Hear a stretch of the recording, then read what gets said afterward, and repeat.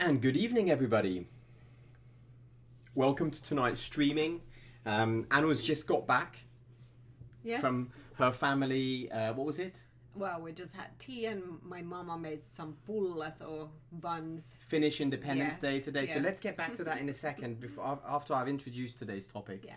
Good. So we're going to be interviewing Anu tonight because Anu always has lots to say on the topic of non-verbal. Non-verbal communication includes lots of other things than just body language, as we'll see in a second.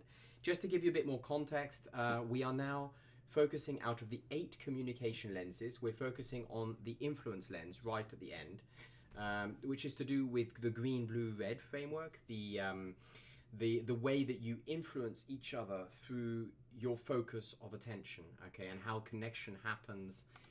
And in this case, we're going to be talking about relationships, and we're going to be using this green, blue, red framework, which some of you know off by heart. And just when I use the colors so you can remember what they mean. Me is when you anchor it on a particular person. So for example, in Anu's case, when Anu's going to be describing family interactions, she might talk about her mother or her uncle or her siblings talking. Blue means that they are talking about what belongs to them. Green means that they're talking about what belongs to others, and red means that they're talking about something that is in common in terms of action or decision. So that's basically the framework, and it's a behavior framework, meaning that it's not about your personality. You are not a green, a blue, or red person. You always use all colors. The question is, are you aware of which color you're using? And today we're going to use that framework to actually look at how those colors work in the context of something that's relatively tricky. Can be. Not necessarily. Can be tricky, but it's often a place where you feel you have to be, and sometimes you go very willingly. But the family gatherings are places where there's a lot of interesting things to open up in terms of non-verbal communication. So I'm zooming into the periodic table of communication, which was introduced last week, on Tuesday actually. Recap that quickly. And the non-verbal is what we're focusing on today. The non-verbal communication, meaning it's more than just body language, it's timing, it's rhythm, it's body language, it's intonation, silence. And I'm going to be zooming into the technique that Anna is highlighting when we share the stories. So I'm going to be zooming in and out of this diagram, and so that you can actually get a bit of clarity from those 56 different green, blue, red periodic table techniques. And why are we doing this? Just as a little disclaimer, we're not taking a position of what is the right or the wrong way of doing something. Yeah. We're using color coding simply as an awareness tool, so that everybody can look in the mirror and look at their behavior and see what is happening. How is the connection happening? How is that helping? How is that deserving the connection? Indeed. Yeah. So let's get going into this topic. Was there anything else in the framing, Anu, that Finnish Independence Day today? Yeah. Finnish Independence Day, and if we just look a little bit of the family background, I have an amazing family. I'm having 2 lovely sisters, and all of our siblings were all very sisters. We're very close to each other. So is our families, our children, and their cousins are like brothers and sisters. So very close family, and also we're very close with my mom. There has been some changes in the past few years, meaning my father passed away, and now the whole COVID and everything, and I'm actually blessed because part of the time I'm living in this 3-generation family with my mom and my daughters, and I could tell you a lot of stories of these different generations, how we function together, and it's not, and all women in the 3 generations, not always easy, but we love each other and it's amazing. And today, of course, now because of the COVID, I'm not able to live there. So because my mom has to be sort of protected from the COVID. But today there was a special day because it is Finnish Independence Day. And my mom has this wonderful tradition, of course, putting those 2 candles in the window and putting the flag out there. And this time she decided to make pulla.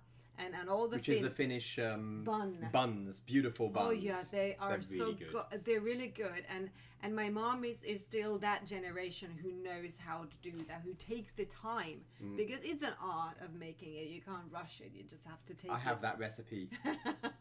It's not about the recipe, it's more about how it's done. how much time and effort and love you put into it. Nevertheless, we were all invited. Or my sister, basically, my sisters have said that, oh, we're going to visit mom, that if anyone would of the other rest of the family would like to join and come in there. So yeah, both of my big sister then said that she's coming to eat pulla, mama's pullas, and I decided that why not, that I'll just make sure that is it all right that we're all coming with COVID, with the regulations, that is it okay that we're all coming.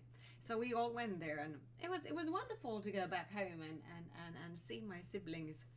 So the timing, let's start with, because I mean, first of all, before we open up the actual gathering, let's talk about the invitation. Yeah, the invitation was sort of, I would say that it was kind of like blue timing from my sister's end. Yeah, I would say that it was sort of blue timing from my sister's end. It's sort of, here it is, we're going, please join us if you can. And then the rest of our siblings, we adjusted our rhythm and time based on this time that my sister and her family was. So just to clarify with the anchoring, the blue belongs in this way to your sister who was inviting. So it's blue because it belongs to her, the timing, not to others. Yes. So she was choosing that this is good time for her and her family, and rest of us were adapting to that timing. Okay. So blue timing, and then how else did the timing, could it be also partly red due to the Independence Day? Or was it not used? I don't think the independent in that sense was sort of anything. It was kind of yes, we are, of course, our grandfather was in the war, but we are not one of those very fundamentalist on this topic. So it's not something that we every year gather. It's not like Christmas in our family. So it was more of a blue timing. Then you arrive.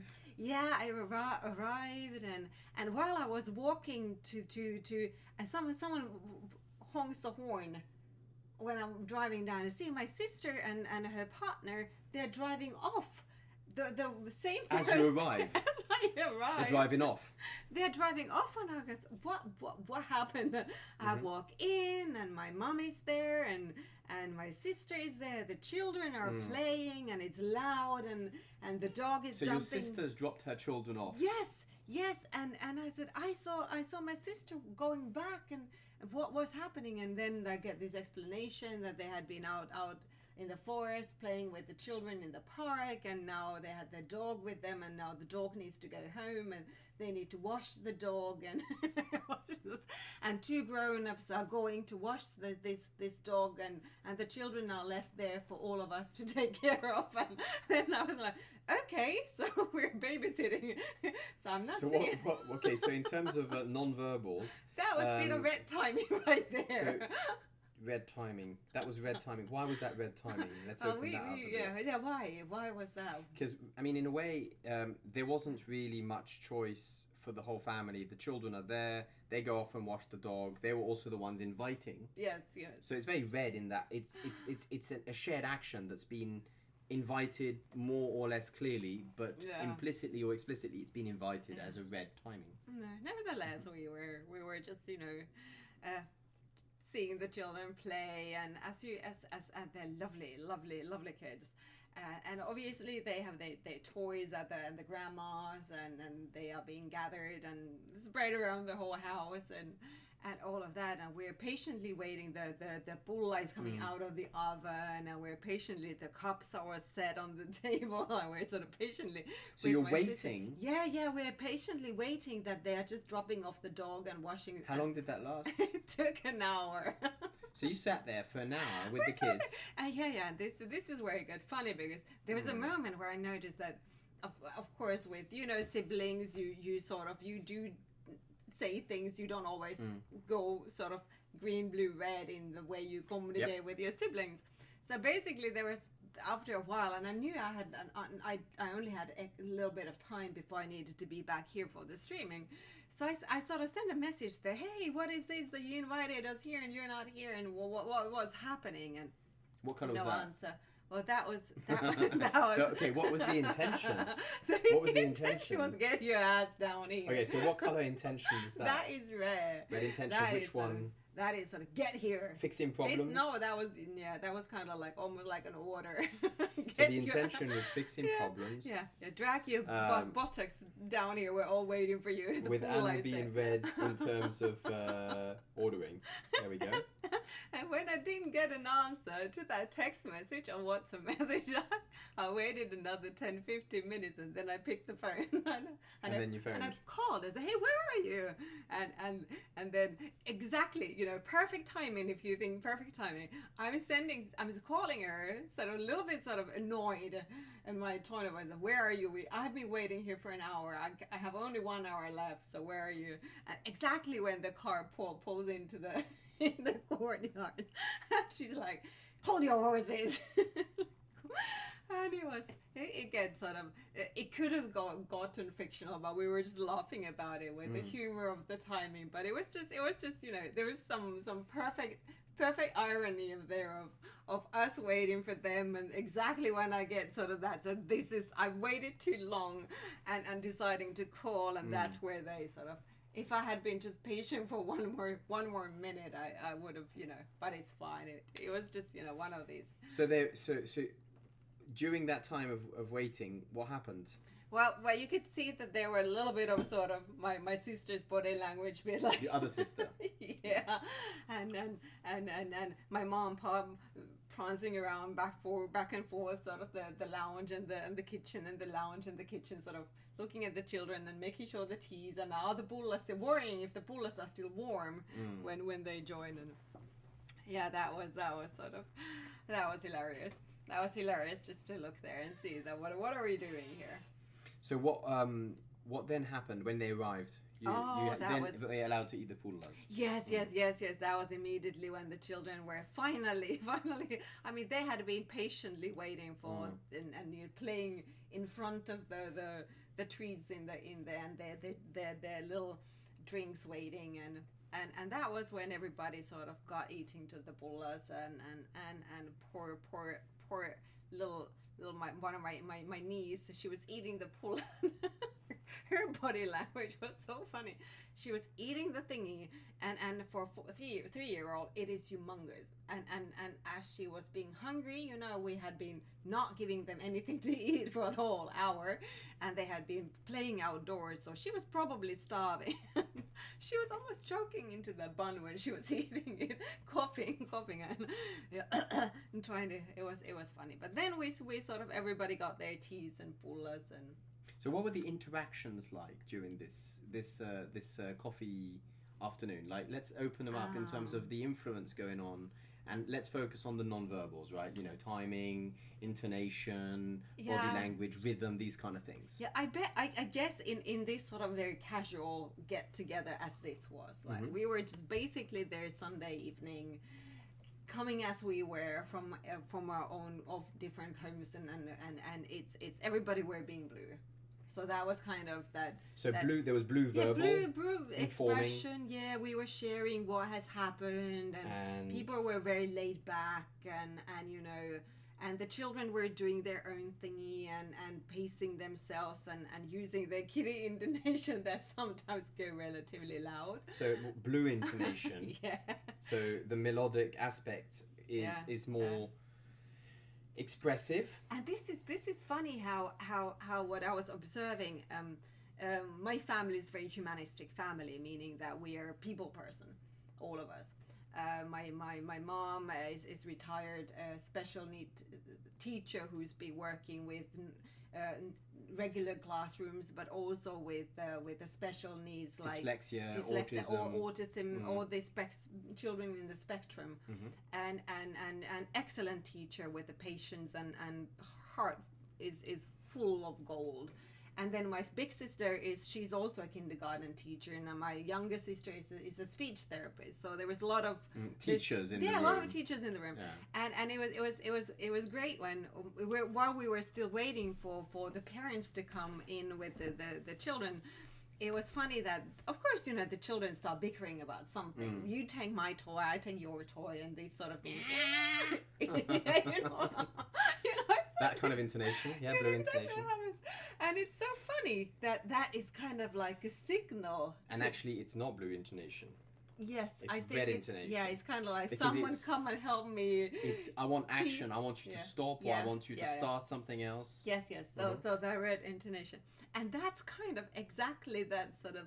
I think it's I don't know if it's conscious as per se, but it was interesting to see that these two teachers in the room, it was like a switch going off. And suddenly there's these two children bickering about toy, no big deal. And suddenly there's two grown-ups even more loudly trying to solve that thing with all the pedagogy and everything, and it kind of it's wonderful. So what happened then? Did they shout or? Yeah, no, they don't shout to the children. These are professional teachers, but of course the volume level goes up, and their intonation changes. It changes from that sort of grown-up conversation. So how is it, and what are you going to do, and suddenly it goes a sort of a teaching mode. Okay, so is it green intonation? I'm wrong person to say. I'm not sure. For them, it depends where you put the anchor. Well, from the parents, the potential teacher role to the child. I would say it not necessarily green. So what color? I think it will go back to the solving the problem, that who took the toy first, and so sharing is caring, and all of this. So I would say that in that particular moment, that even if the intonation was earlier, me having a conversation with my sister about something, and where it's, oh, how are you, and how is this, and then it goes like, hey, what's happening here? So what about silences? What did you notice with silences? That's often an invisible one. Silences. Silences. Oh, well. I'm not sure if either we're a Finnish family, but there's not much silences in my family. I think we're relatively talkative. I think there are sort of moments where I'm going through in my personal life something that is a bit challenging, and I was kind of a little bit hoping that I would have an opportunity to a little bit share that with my family today. Something which is a bit tricky for myself, and I know that it's just something I would like to share them, and maybe get a little bit of, presencing or which a is little the bit green of, behavior. and something at least for them sort of, or get a little bit of advice or something, reflection or mirroring on my topic.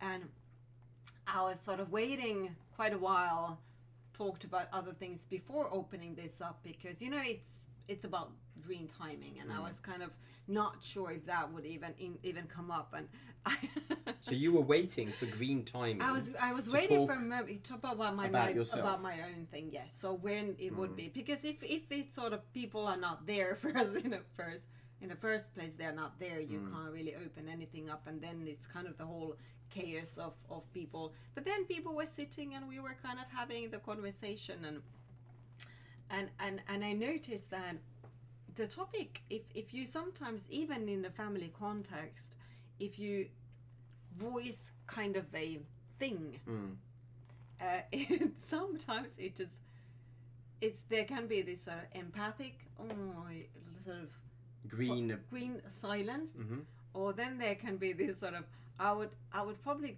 call it more sort of, it's between blue and red. It's where you see sort of these purple, these crickets going like, okay, it's there, nobody knows what to say.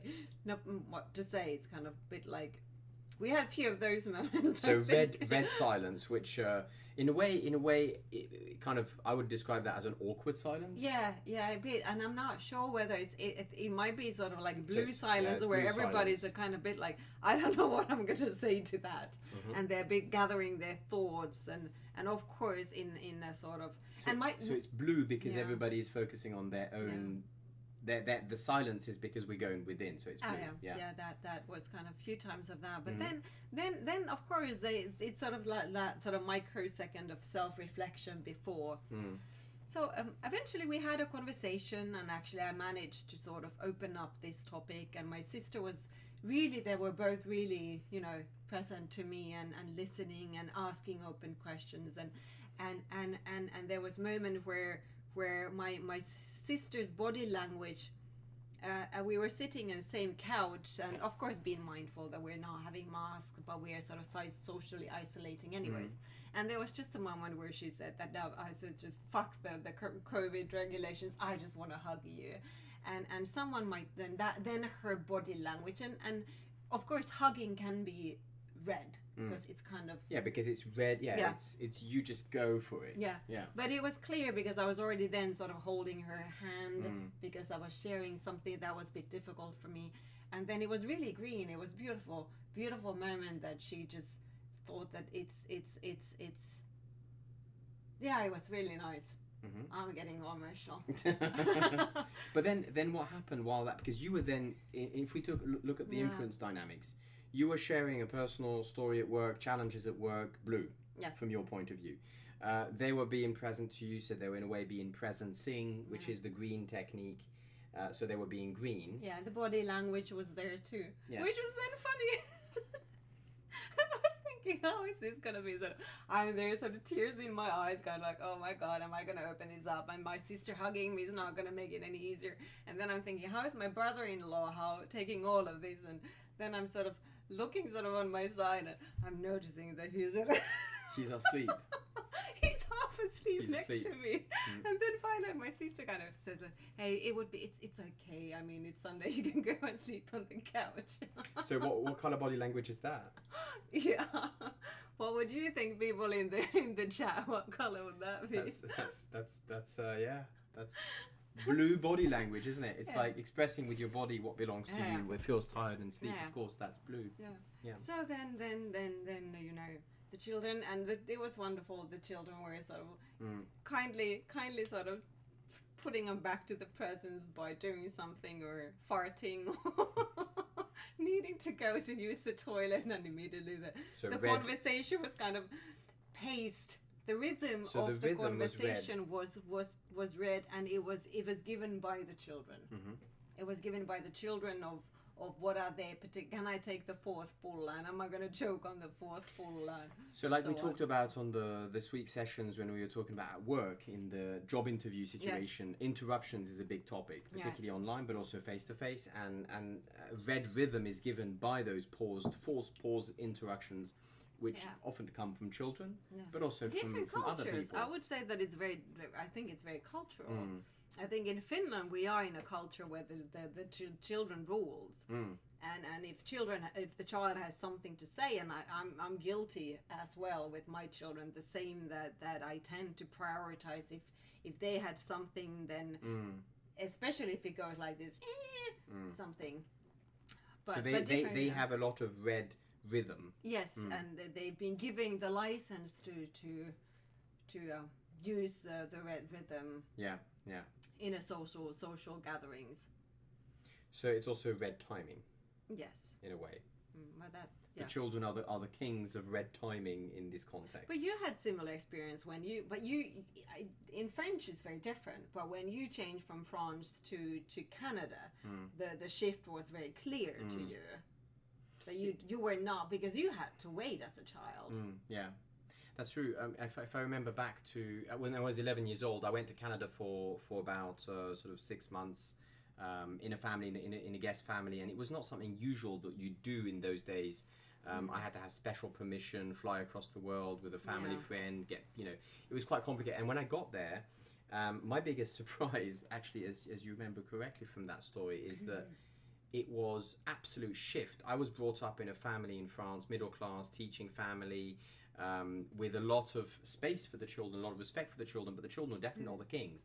They are adapting to the grown-up world. And then I arrived in Canada, and literally the kings were running the children were running the households as kings. So the two parents were working, and they would come home, and then they would become taxi service.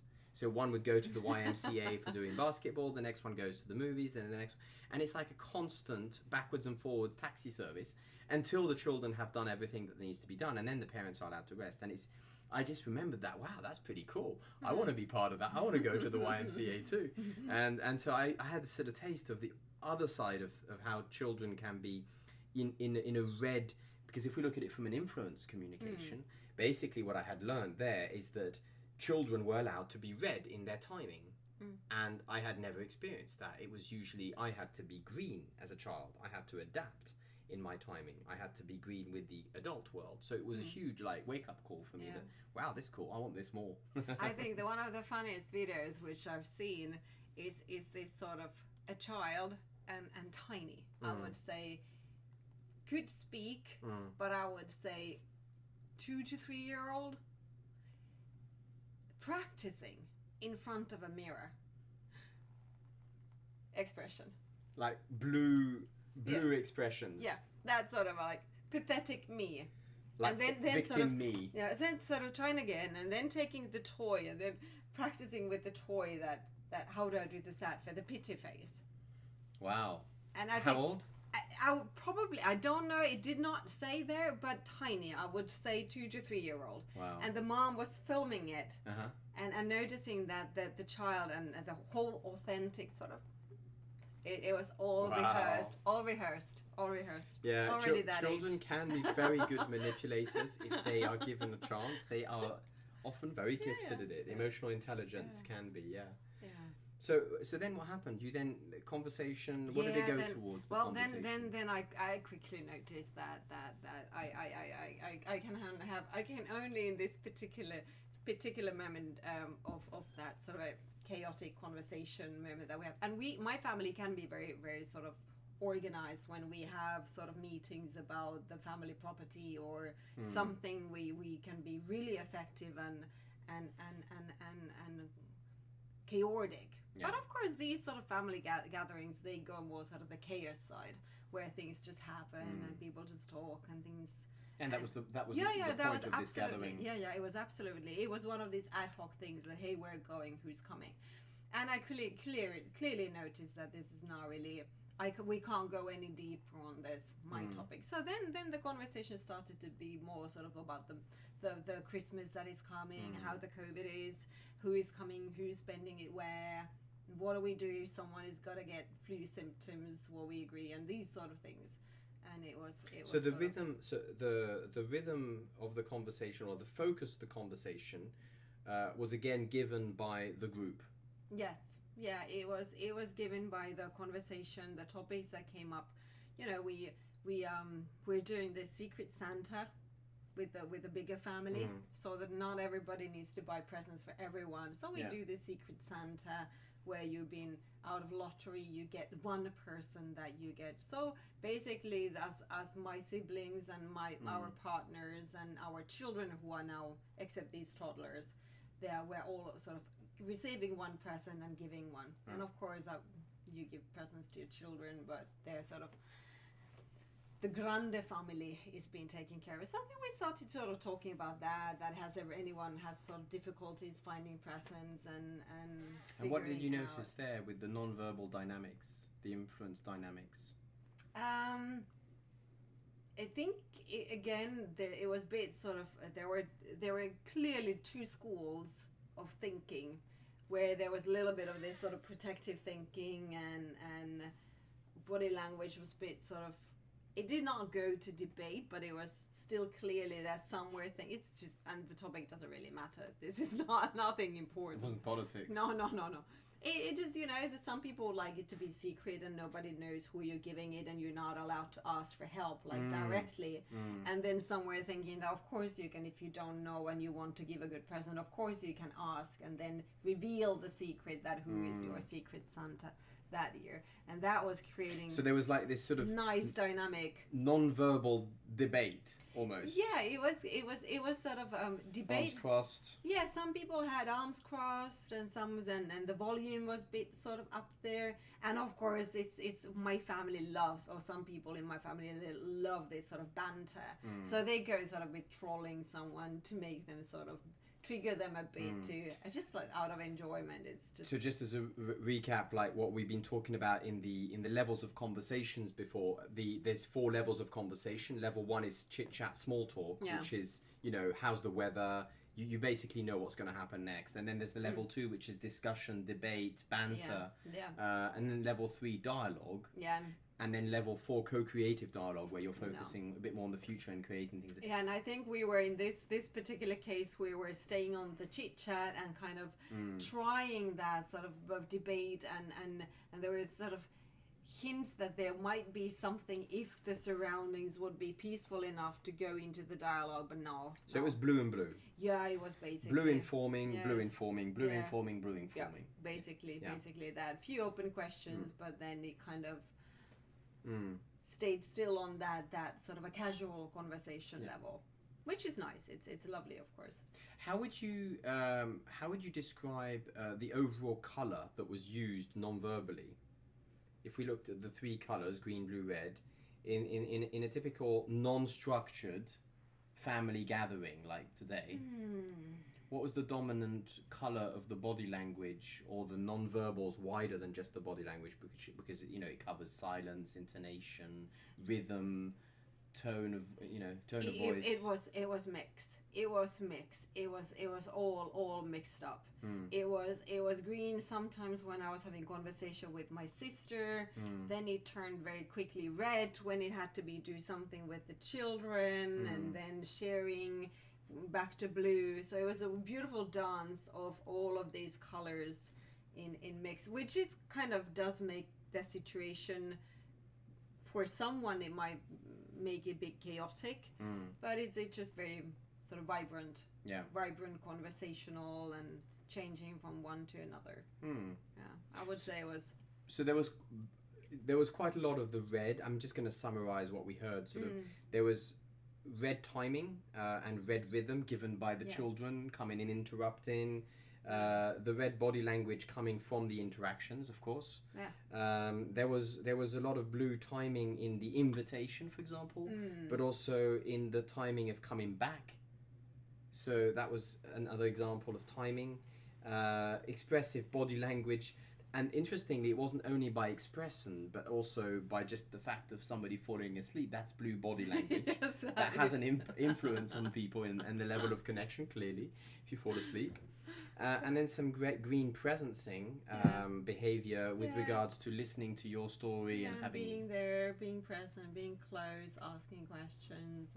And also, of course, people always tend to want to get advice. So which is, by the way, which is verbal red. Advising, verbal red.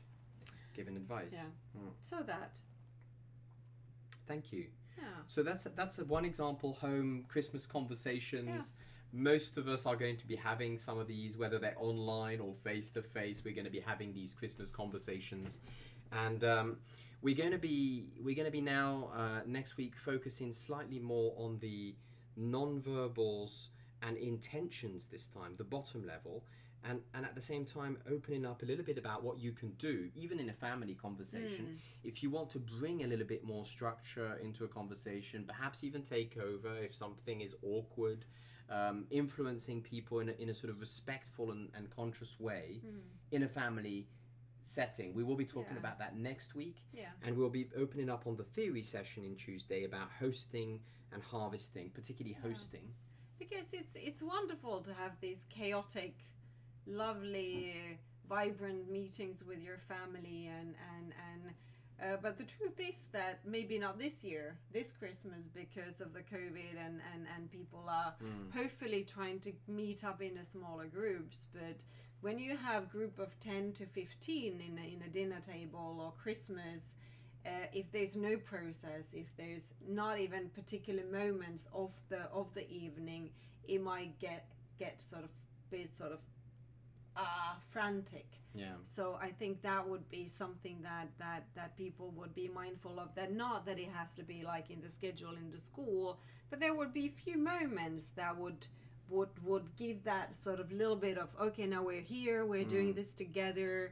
Hosting a conversation, and then okay, now everybody can go and do whatever they want, and maybe these would go and tidy or prepare this or clean the kitchen, and having this sort of in and out breathing which would in the longer run, if this session would be longer than just that 2 hours, of course in that short moment it's fine with the small group, but keeping that in mind, that not just free fall through the holidays, but maybe have a little bit of thinking that, and with how do you direct and channel the collective conversation to give space to some that are more shy and introverted, while giving those who usually take the floor and the space to give space to this kind of thing.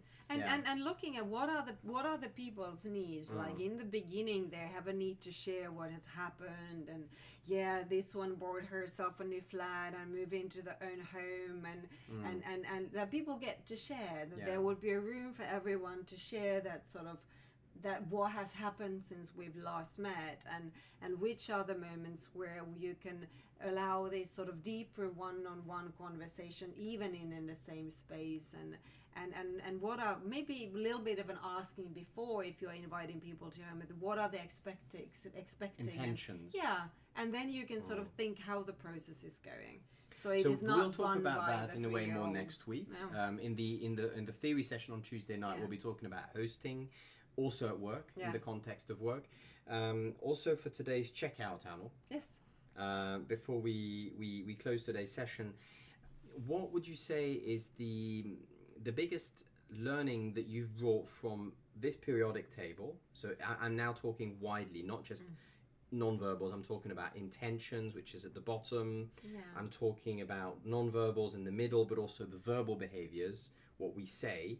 Out of all of these different 56, what has been the number one thing that has helped you in your family gatherings of this type? Well, if we're not in a hurry, we're not in a hurry. No. Well, I'm not in a hurry. Do you remember how the whole thing started? How we started creating these techniques? Remember how it started? I was having that difficult meeting coming up with my family. Where I felt that I need to be prepared, because I was kind of expected that I would have to host the conversation, because I was the only one in that time who was sort of technically aware of such thing, like the techniques behind it. And the topic was the family property and how to run tricky that. Tricky yeah. topic. And my father had just passed away, and it was kind of difficult emotionally, and I knew that emotional temperature would rise very quickly. And as I was the one inviting them the meeting and sort of pushing, sort of, we need to start talking about this, that hey, it's enough time has passed and now we have to start taking action. And I was worried that I could not keep my own emotional temperature calm, because I have a temperament. And that's where I first of all did these sort of post-its of those green sort of survival cards, which was as a reminders for me in the first place that, okay, on a focus of keeping your voice down, and remember taking a pause button, and keep your intonation, and remember the eye contact. And so one of them I remember actually was the green pause. We're here the green this full timing. together. So it's all the greens that basically I went into that particular meeting having these cards, self-made drawn cards in my hand. So I would remind myself to be conscious of my non-verbals, because the verbal is fine, but then if you start your voice going up and and then it doesn't matter how wonderful green things or empathic or curiosity or factual things come out of my mouth. So these green techniques has been for me the ones that have been most useful in the situation where I have to keep my cool. The green non-verbals. Yes, green non-verbals is definitely they work like a charm if you just remember to use them. Which is the difficult thing. Which is why we're doing these streamings and why we keep coming back with different examples from different places and different situations. And we will continue doing so. And we will keep bringing other examples that you might find more interesting or more useful, more relevant. And we will be doing this as again every week. We will be taking a Christmas break, but still need to be decided exactly on the timing. Meanwhile, thank you for joining. And please subscribe. Please subscribe. Now, you know, the YouTube thing, it gives us a lot of fun to actually see people subscribing, and we'll continue then. We'll have a feedback loop to know that what we're doing is interesting and valuable, and then we can also give some direction to what we're doing in the way that you like most. Have a nice evening. Thank you for joining Aspen River and the others. May your rest of your weekend be very non-verbally green. And your week or beginning red. or red if you want, and the beginning of your week be wonderful. Good night. Bye.